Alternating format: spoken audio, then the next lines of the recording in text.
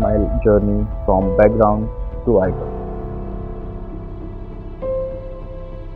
In this journey, there is lot more unsuccessful things than success.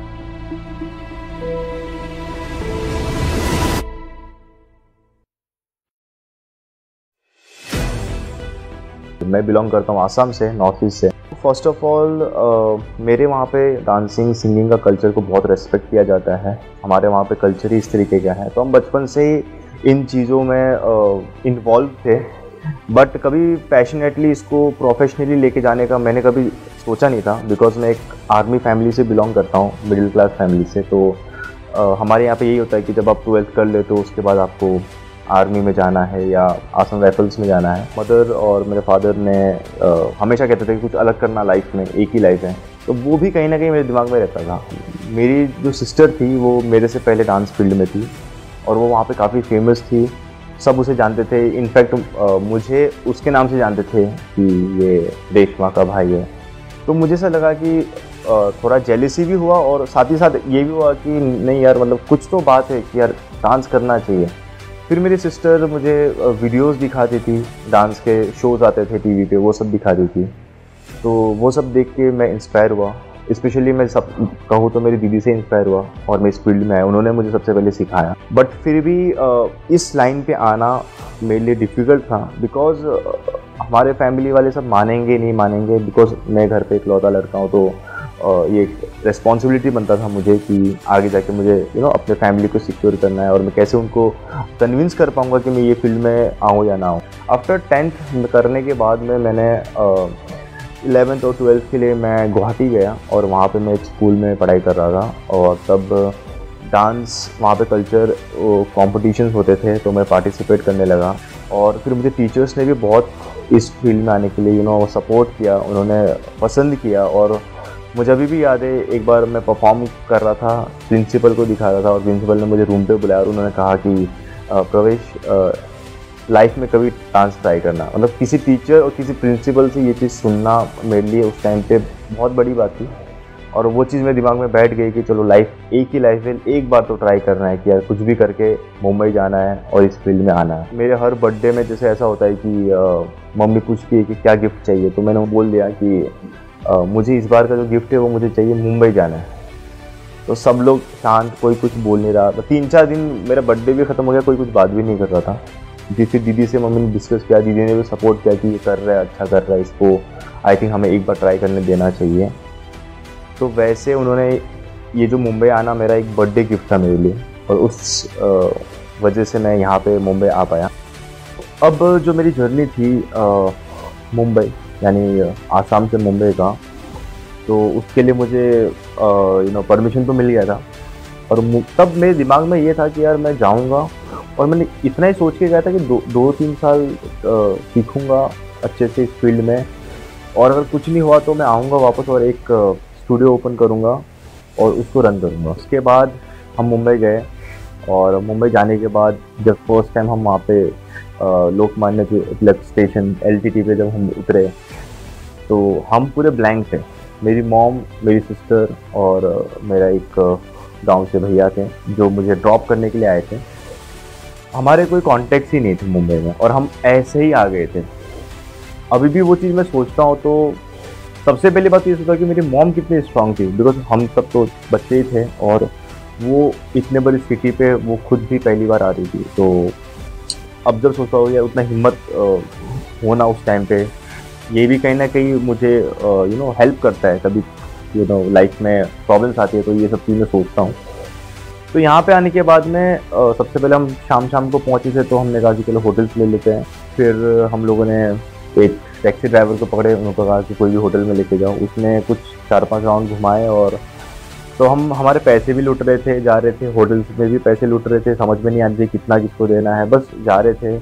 और mummy ने कुछ अपने सेविंग्स करके रखे थे, और उसी से वो यहाँ पे मुझे सेटल करने के लिए लेके आए थे। एक बंदा था जो मेरे कांटेक्ट में था, एक इंस्टीट्यूट ज्वाइन करना था, और उसके रिगार्डिंग उसका नंबर मुझे मिला था। तो मैंने उससे बात की, तो उसने मुझे कहा कि ठीक है, मैं तुम्हें अंधेरी पे मिलता हूँ।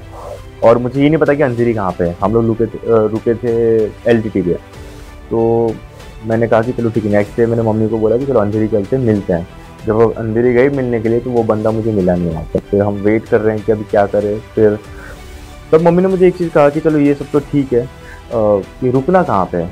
लाइक क्योंकि मिलना है किसी से, ये काम करना है, सीखना है, वो अलग बात है, पर मुंबई में रुकना कहाँ पे है। उस टाइम पे मुझे सिर्फ एक ही जगह का नाम पता था, वो था नाला सोपारा। बिकॉज नाला सोपारा से बहुत सारे डांसर्स रियलिटी शोज पे आए थे, निकले थे और हिप हॉप का एक हब मानते थे।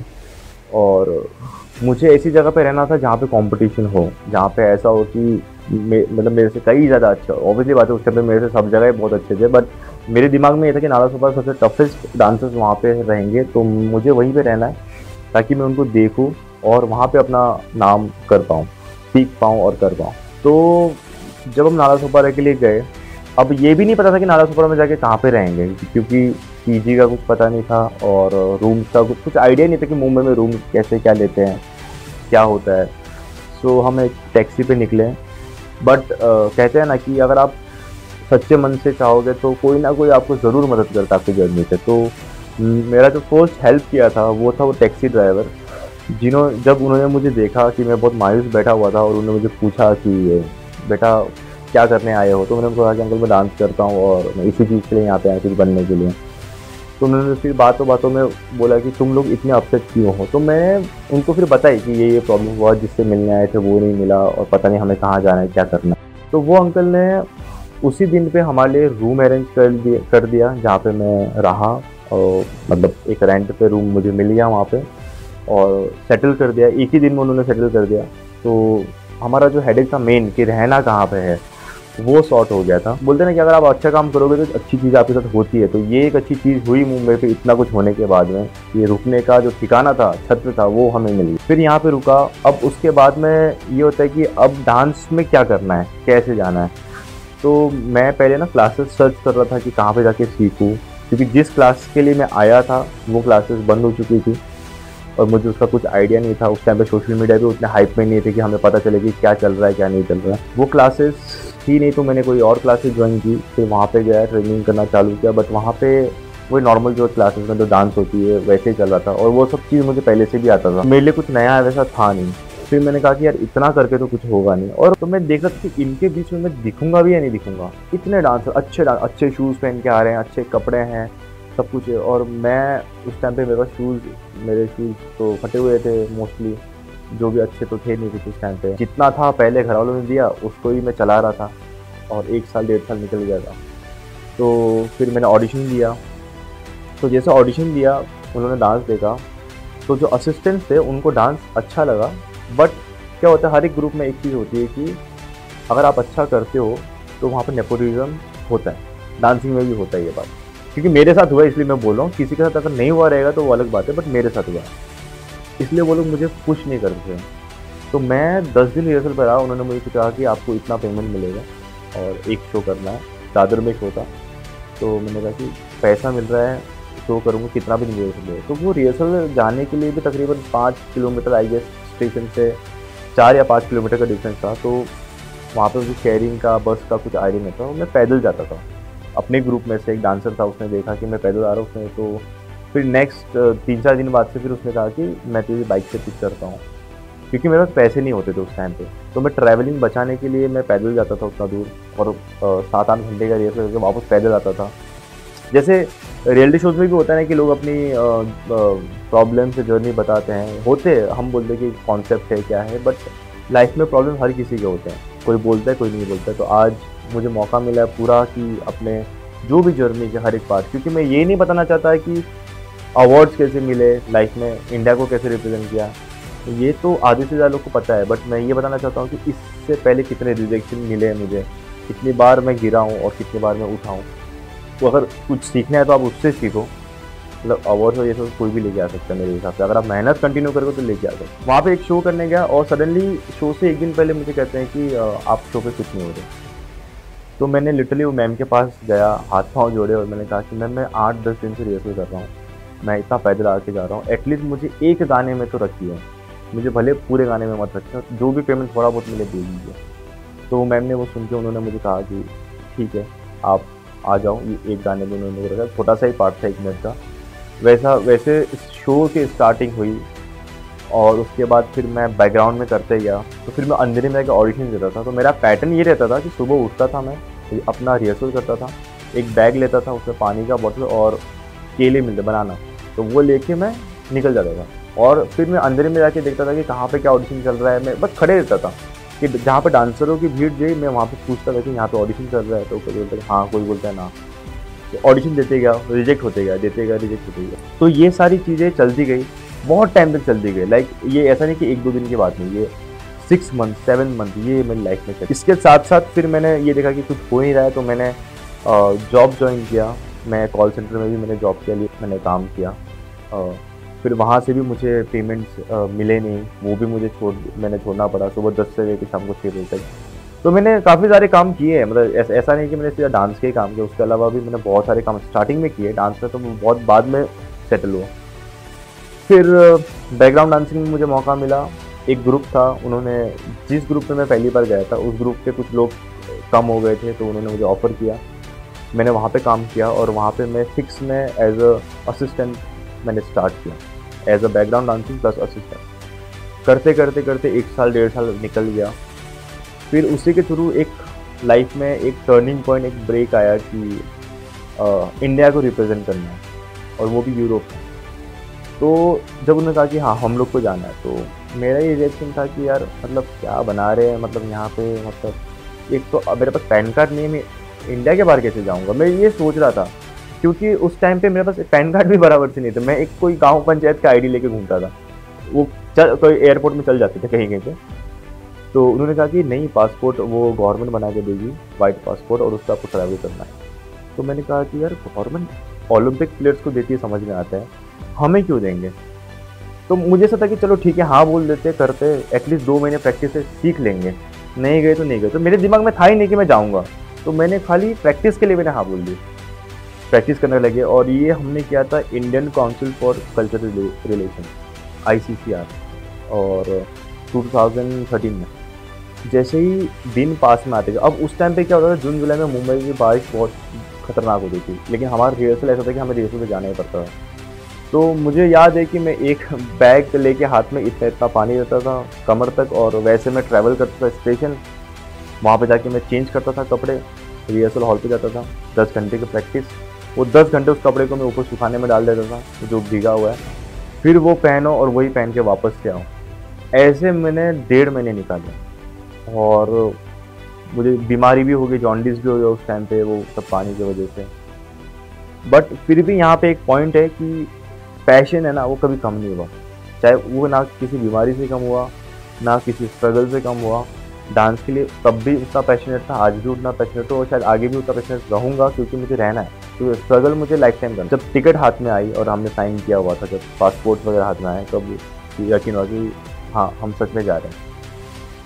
और हम ऐसे ही परफॉर्म करने नहीं जा रहे थे, हम इंडिया को रिप्रेजेंट कर रहे थे एक बहुत बड़े यूरोप में 6 कंट्रीज़ में हमने रिप्रेजेंट किया था, Sweden, Latvia, Armenia, Georgia, Siberia, Russia. तो ये सब जगह में हमने रिप्रेजेंट किया, और वहाँ पे इतनी इज्जतें मिल रही थी, इतना प्यार दे रहे थे वहाँ के लोग, और इतना अप्रिशिएट कर रहे थे। तो उस चीज़ से वो एक बहुत बड़ा टर्निंग पॉइंट था कि मैं सोचता था कि यार मुझे ना आउट ऑफ इंडिया ट्रैवल करना है, और ना खुद के पैसे से नहीं करना है, कोई मुझे लेके जाए, कुछ ऐसा ज़िंदगी में ऐसा काम करूँ कि कोई मुझे लेके जाए। तो वो एक विश लिस्ट थी जो पूरी हुई उस टाइम पे मेरे लिए। वो चीज़ आज भी बहुत बड़ी है, इंडिया के लिए डांस करना मेरे लिए हमेशा वो चीज़ बड़ी रहेगी जो मैंने किया। और भले इसके आगे कितने अवार्ड्स आए, कुछ भी मिले लाइफ में, पर वो चीज़ मेरे लिए सबसे ज़्यादा बड़ी है। हाँ, उस टाइम पे इतना सोशल मीडिया नहीं हुआ करता था, तो शायद वो चीज़ इतना रिकग्नाइज या हाईलाइट नहीं हुआ। आज भी बहुत सारे कोरियोग्राफर्स कर रहे हैं, अगर आप बहुत सारे जजेस हैं वो भी परफॉर्म कर रहे हैं ICCR में, तो वो एक बहुत बड़ा प्लेटफॉर्म था मेरे लिए। तो उसके बाद जब निकल के आया, फिर भी मैं साइड डांसिंग कर ही रहा था अपने जर्नी में। तो मुझे एक चीज़ रियलाइज़ हुई कि ऐसे में कब तक अपना नाम कैसे बनाऊंगा। और मेरी मॉम हमेशा मुझे कहती थी कि पैसा कमाना नहीं, पहले नाम कमाओ। तो मैं सोचने लगा कि 3 साल 3.5 साल मेरे निकल गए ऐसे, अब मुझे अपने ऊपर फोकस करना है कि नाम कमाना है। और फिर वहाँ से मैंने अपने साइड डांसिंग को छोड़ दिया हमेशा के लिए। इससे पहले मैंने IGT में किया, उस समय एज अ साइड डांसर भी था, एज अ कोरियोग्राफर भी मैंने उसे कोरियोग्राफ किया हुआ था।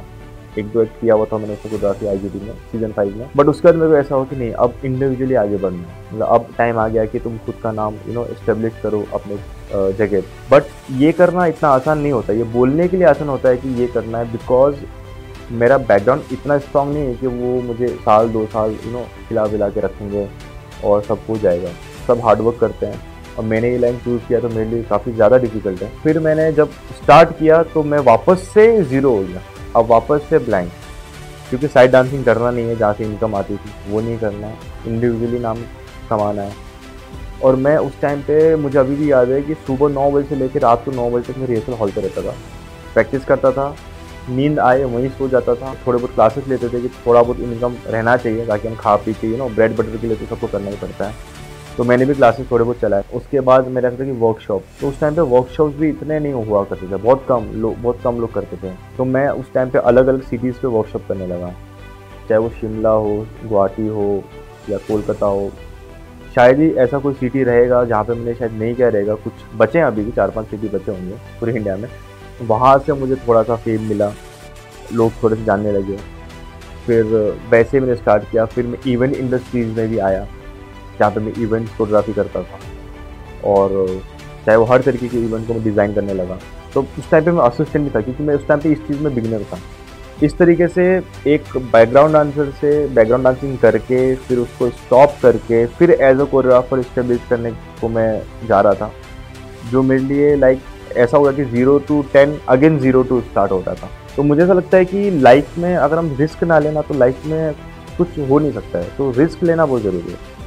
मेरी लाइफ में मैंने हमेशा रिस्क लिया है, कई बार फंसाओ और निकला भी है। तो मुझे ऐसा लगता है कि आप अगर हिम्मत रखोगे तो डेफिनेटली आप अपने लाइफ में कोई भी वो लाइन हो, इट्स नॉट अबाउट डांसिंग, मतलब आप कुछ भी कर रहे हो, अगर आप उसमें कॉन्फिडेंट रहोगे, खुद के ऊपर भरोसा रखो, किस्मत पे भरोसा मत रखो, किस्मत आपको बना के देगी, नहीं, आपको अपने आप पे भरोसा करना है। वैसे मुझे मेरे ऊपर ट्रस्ट उस टाइम पे था, आज भी और आगे भी रहेगी। तो इसीलिए शायद से मैं हर जितनी बार भी गिरा हूँ तो उठ पाया हूँ, और मुझे वो मौका मिला है उठने का उस टाइम पे। तो ये सिनेरियो था कि एक बैकग्राउंड डांसिंग करके कैसे मैंने काम किया, कोई नॉर्मल काम भी किया, झाड़ू पोछा भी मारे, सब कुछ किया, बट मैंने हमेशा कहा कि ये काम को आप ऐसे जज मत करो, क्योंकि उससे मुझे बेनिफिट ये मिल रहा था कि मेरे पास जगह था। तो मेरे लिए वो रिस्पेक्ट है, हमेशा रहेगी। और तो ये जर्नी रही है मेरी एक कोरियोग्राफर तक की, कि कोरियोग्राफर में बनने के लिए मैंने क्या स्टार्ट किया, कैसे स्टार्ट। अब जो मेरी कोरियोग्राफर वाली जर्नी थी वो स्टार्ट होने जा रही थी आफ्टर 2-3 साल बैकग्राउंड डांसिंग करने के बाद में। अब वापस से ज़ीरो होने के बाद में अगेन मुझे ज़ीरो से स्टार्ट करना था कोरियोग्राफर में। ये उतना ईजी नहीं था, क्योंकि मैं वर्कशॉप्स ले रहा था, मैं टीचिंग कर रहा था क्लासेस में, और डिफ़िकल्ट फेज था इनकम के बेस में भी। बट मेरा हमेशा से पहले से यही ड्रीम था कि मैं एज अ कोरियोग्राफर ही मुझे बनना है, जो मेरा फर्स्ट टारगेट हमेशा से यही था। पहले छोटे छोटे इवेंट्स किए, कॉर्पोरेट इवेंट्स किए, अवार्ड शो वाले इवेंट्स किए। तो वैसे करते करते जो जर्नी है वो बढ़ती गई, काफ़ी कुछ मुझे सीखने को मिला, बट वो बहुत ही डिफ़िकल्ट था, क्योंकि आप जब एक बार सेटल हो जाते हो किसी चीज़ में एंड सडनली आप वापस से ज़ीरो से स्टार्ट करते हो, तो बहुत ही डिफ़िकल्ट होता है। बट मेरे लिए एक लर्निंग एक्सपीरियंस था। ये एक्सपीरियंस ही शायद मुझे मोटिवेट करती थी, खुद के एक्सपीरियंस से मैं सीखता था। इसके बाद एक फेज़ आया कि जहाँ पे मेरे फ्रेंड के थ्रू पता चला कि अवार्ड्स का जो जर्नी है वो ऐसा रहा है कि सबको ये बात पता है कि जो 2019 में national achievers award for best choreographer in Mumbai मुझे मिला था, बट 2018 से मैं ट्राई कर रहा था अवार्ड्स के लिए, और 2 बार मैं नॉमिनेशन में आया और मुझे वो नहीं मिला। तो जो मेरा पहला नॉमिनेशन था वो एक फेम अवार्ड था, जो कि गोवा में हो रहा था। तो फेम अवार्ड्स के लिए जब नाम गया और 15 डेज़ पहले मुझे पता चला कि मेरा नाम निकाल दिया है, बिकॉज वर्क उतने थे नहीं, प्रोफाइल उतना स्ट्रॉन्ग था नहीं। और उस टाइम पे मैं बहुत ज़्यादा डिप्रेशन में चला गया था कि इतने साल मेहनत की है और भी फिर भी नहीं मिला। फिर एक और अवार्ड शो आया, उस पर ट्राई किया, उस पर भी सेम चीज़ था, रिजेक्शन अगेन। जब सेकेंड टाइम में रिजेक्ट हुआ तब मैंने एक चीज़ ठान ली थी लाइफ में कि जीतना तो है, चाहे वो कैसे भी हो, जितनी मेहनत करनी पड़े उसका डबल मेहनत करेंगे और हार्ड वर्क को डबल कर देंगे और कॉन्सेप्ट के ऊपर वर्क करेंगे। और ऐसे करते करते नेशनल अचीवर्स आया और उसमें मैं नॉमिनेशन में था और वो लोग टॉप 3 को इनवाइट करते हैं उनके शो के लिए और तब तक हमें पता नहीं चल रहा है कि मिलने वाला है या नहीं। तो मैं टॉप 3 में था और मैं गया दिल्ली और रात को ये अवार्ड शो अराउंड मुझे 10:30 के आसपास अवार्ड मिला था और कृति सनन आई थी उस टाइम पे। और ये शो पे मैं जा रहा था सिर्फ और सिर्फ मेरी मॉम को पता था और मैंने उनको कहा था कि किसी को भी मत बताना कि मैं इस अवार्ड शो में जा रहा हूँ या मैं इस अवार्ड शो में नॉमिनेटेड हूँ। ये 3rd टाइम है, इस बार भी ऐसा ना हो कि ना मिले, इसलिए मैंने बोला कि किसी को मत बताना।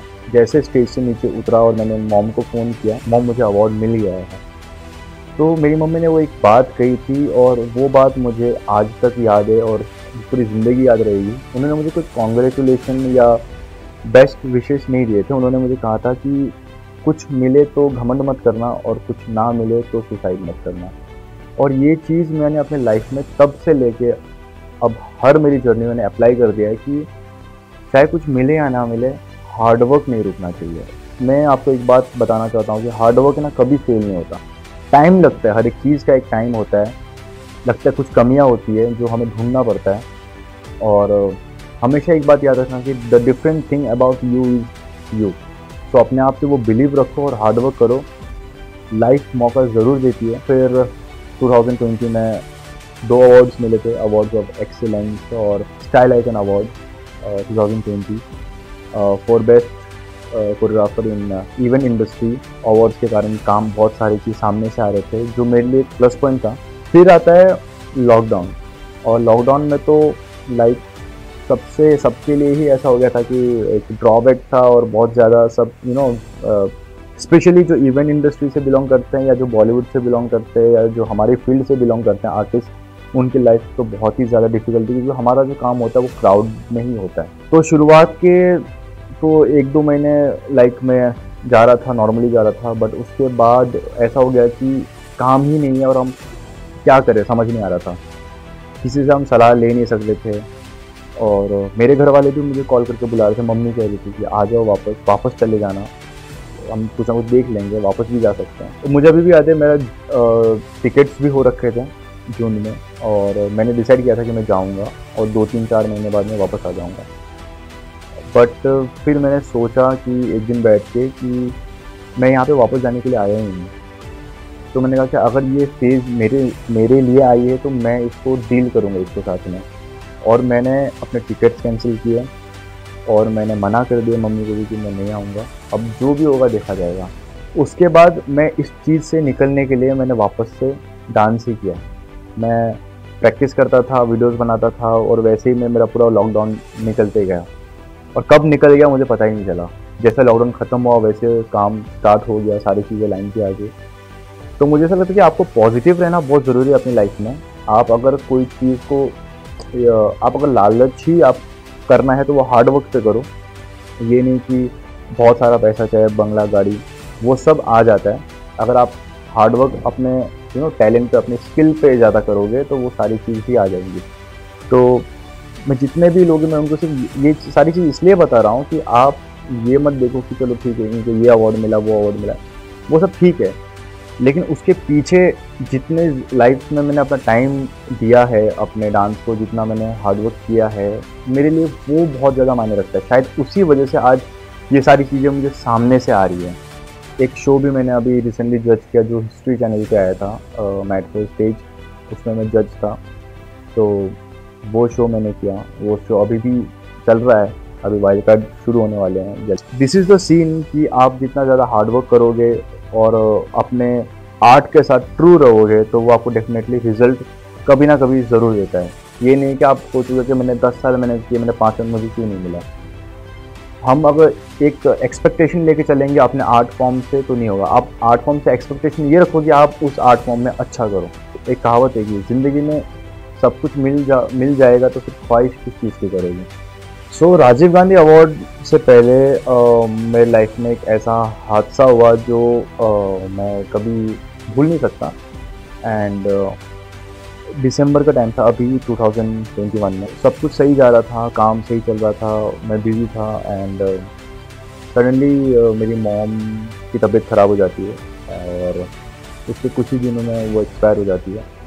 तो उस टाइम पे मैं बहुत ब्लैंक था कि लाइफ में अब मैं ऐसा हो गया था कि ख़त्म हो गया सब कुछ, क्योंकि मैं कर ही उनके लिए रहा था। एंड वो पार्ट मेरी लाइफ का इतना ज़्यादा मतलब मैं उसको एक्सप्लेन नहीं कर पा रहा हूँ। मैं एकदम ऐसा लगता है कि सब कुछ ख़त्म हो गया लाइफ में, यानी जितना भी मैंने मेहनत किया या कुछ भी किया सब ख़त्म हो गया। मॉम की कई सारी बातें थी जो मुझे याद है और उन्होंने मुझे इतना स्ट्रांग बना के रखा था, इसीलिए शायद मैं उस चीज़ से निकला रहूँगा और मैंने काम स्टार्ट किया। मैं आया मुंबई वापस और फिर मैंने अपना जो काम था उसको अगले ही दिन से मैंने शुरू किया और मेरे दिमाग में ये था कि टूटना नहीं है। मम्मी ने हमेशा कहती कि कभी लाइफ में टूटना मत, किसी भी चीज़ को लेकर हो जाता। और अगर मैं अपने आप को ब्रीफ करने के लिए टाइम और लगाता तो शायद बहुत सारी चीज़ें मेरे हाथ से अभी चली जाती। आई नो कि वो भी अभी भी मुझे देख रही है, मे बी वो मेरे ऊपर प्राउड फील कर रही होगी अभी हर एक चीज़ पे। आज भी बहुत सारी चीज़ें मुझे ऐसा लगता है कि अभी मैं शूट कर रहा हूँ, ये काश मैं उनको दिखा पाता। और जब मुझे राजीव गांधी के नॉमिनेशन के लिए कॉल आया था और नॉमिनेशन हुआ था तो मैं खुश नहीं हुआ उस टाइम पे, टू बी ऑनेस्ट। रीज़न इसलिए कि वो मेरी लाइफ का सबसे बड़ा अवार्ड था, राजीव गांधी आइकॉन अवार्ड, और ये मैं उनको शेयर नहीं कर पा रहा हूँ कि जिस इंसान ने आपको ज़िंदगी के पहले पॉइंट से सपोर्ट किया है, वो इंसान को आप ये चीज़ नहीं बता पा रहे हो कि आपकी ज़िंदगी में सबसे बड़ा कुछ अचीवमेंट आपके लाइफ में आने वाला है। मुझे अभी भी याद है जब उस अवार्ड सेरेमनी अभी हुआ था 26 फेब को, वर्चुअल हुआ था वो, बिकॉज ऑफ ये कोविड का सीन, तो वो लोग पहले डिसाइड किया था कि वर्चुअल करेंगे। जब उन्होंने मेरा नाम लिया तभी भी मैंने नॉर्मल था, एक्साइटमेंट ऐसा कुछ था नहीं ज़्यादा, और मिलेगा तो मिलेगा, नहीं मिलेगा तो नहीं मिलेगा, मेरा यही एटीट्यूड था उस टाइम पे। क्योंकि ऐसा लग रहा था कि अगर शायद मम्मी होती तो मैं बहुत एक्साइटेड होता, उनको बताता और उनको बहुत प्राउड फील होता। आई होप कि वो मुझे ऊपर से देख रही है और मुझे मेरे हर स्टेप पे उनका हाथ है और हमेशा रहेगा। और जितना भी मैं स्ट्रांग बना हूँ बिकॉज ऑफ हर, क्योंकि वो बहुत ही स्ट्रांग लेडी थी। एंड आई विश कि ये सारी चीज़ें मैं उनको दिखा सकता, बता सकता। तो दिस इज़ द सिनेरियो। ये एक मेरा जर्नी है जिसमें मैंने आपको ज़्यादा से ज़्यादा मैंने फेलियर बताए हैं लाइफ में। मैं कितनी बार गिरा हूँ, फेल हुआ हूँ, कितनी बार टूटा हूँ, ये चीज़ जानना बहुत ज़रूरी है। बाकी तो लाइफ में जो भी मैं कर रहा हूँ वो आधे से ज़्यादा लोग देख रहे हैं, देख रहे होंगे, तो बट उसके पीछे हमें कितनी मेहनत करनी पड़ती है। It's not about me, it's about every artist, every person जो भी अपनी लाइफ में बहुत हार्डवर्क करके आगे आया है या कर रहा है अभी भी। मैं तो अभी भी कर रहा हूँ। तो ये सबके लिए जानना बहुत ज़रूरी है कि लाइफ में किस तरीके से इंसान कितनी बार टूटता है, इमोशनली, फाइनेंशियली और हर जगह से। तो वो जो ब्रेकडाउन होते हैं ना, एक्चुअली वो गिरने के लिए नहीं होते। अगर आप वो ब्रेकडाउन से उठते हो ना, वो चैलेंज लेते हो, एक्सेप्ट करते हो, तो डेफिनेटली आप अपने लाइफ में फिर कोई भी पॉइंट आए, फिर कोविड आए या कुछ भी आए, आप नहीं रुकोगे। मुझे तो ऐसा लगता है कि मुझे कोविड ने भी नहीं रोक पाया। मुझे जब कोविड स्टार्ट हुआ था 2020 में, तो उस साल तो मुझे 2 अवार्ड मिल गए थे। तो मुझे आज भी याद है जब मैं मुंबई का पहला शो कर रहा था, तो उस टाइम पे पैसे ज़्यादा होते नहीं थे और शो पे ब्लैक शूज़ ही पहनना पड़ता था। तो मेरे शूज़ आगे से थोड़े फटे थे। असिस्टेंट जो था उस ग्रुप का, उसने देखा और उसने मुझे सब डांसर्स के सामने बहुत ही बुरी तरीके से उसे सुनाया उसने, और मैं चुपचाप सुना।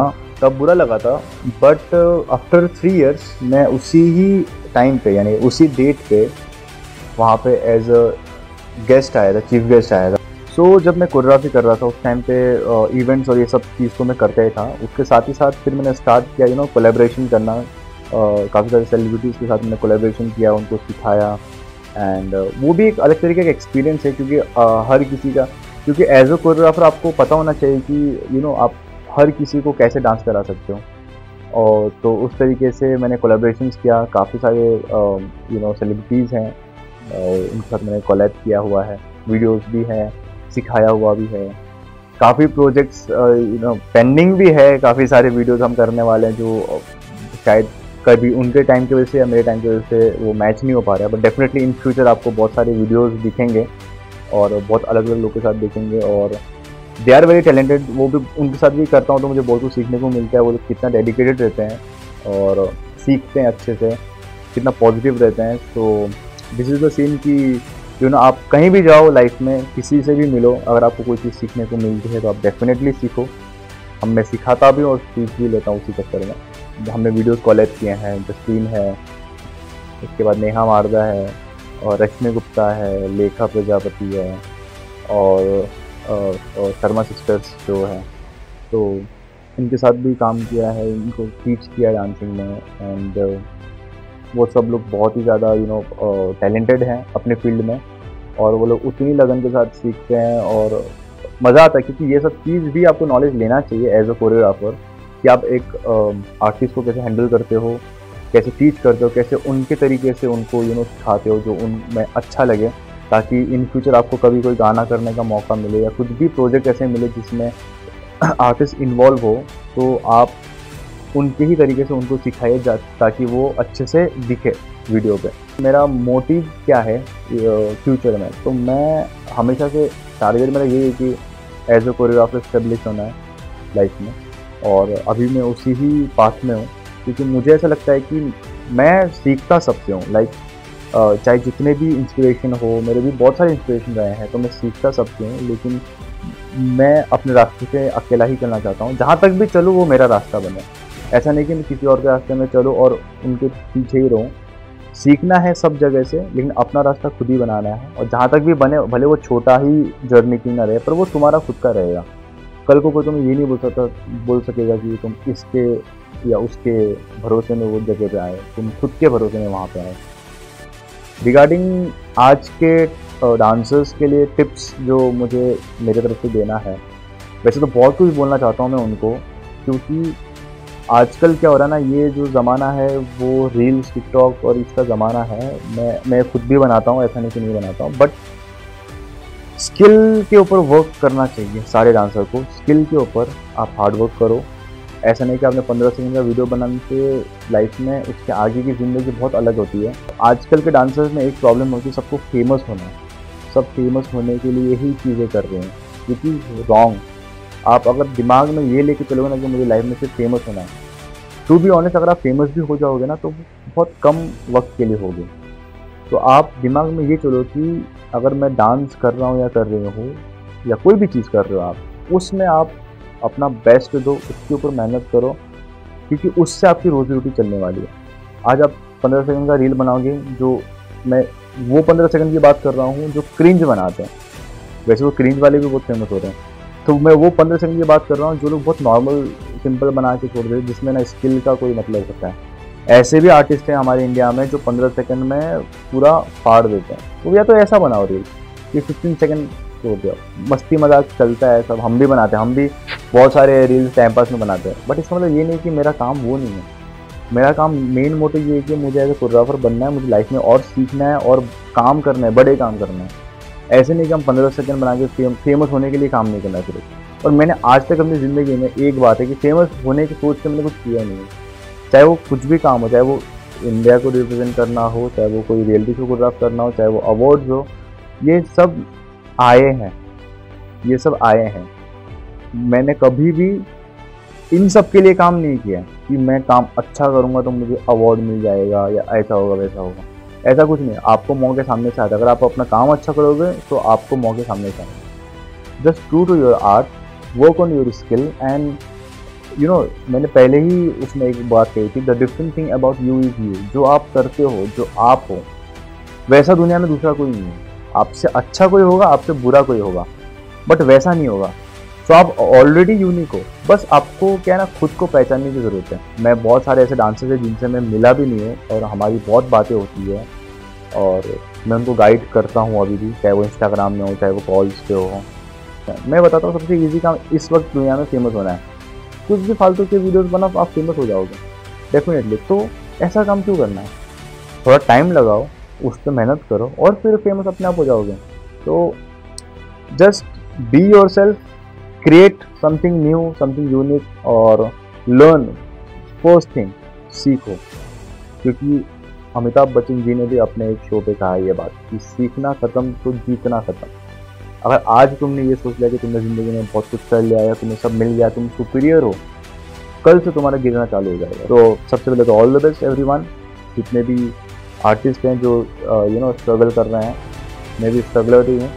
तो मिलेंगे कभी ना कभी एंड फिर हम सामने भी बहुत सारी बातें करेंगे। तो ये जर्नी रही है मेरी एक फोटोग्राफर में बनने के लिए। मैंने क्या स्टार्ट किया, कैसे स्टार्ट किया, माई लाइफ, माई जर्नी, माई वे, और जर्नी टू आइकॉन।